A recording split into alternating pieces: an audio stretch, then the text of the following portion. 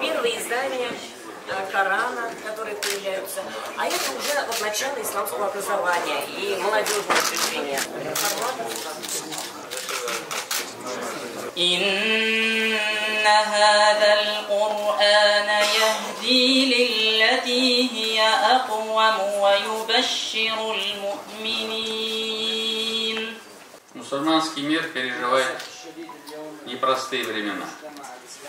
Целые регионы охвачены хаосом, провоцируемым экстремистскими организациями, прикрывающимися исламом. В некоторых странах западного мира наблюдается рост исламофобии.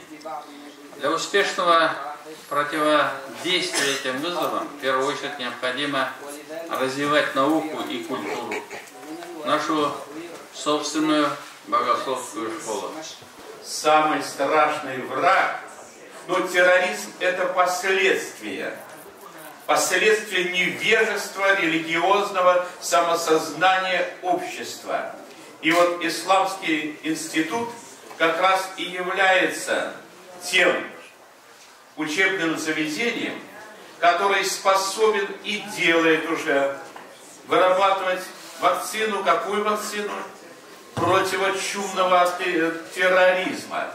Вот самое тоже очень важного для Исламского института, российского, еще раз подчеркиваю, а не только казанского.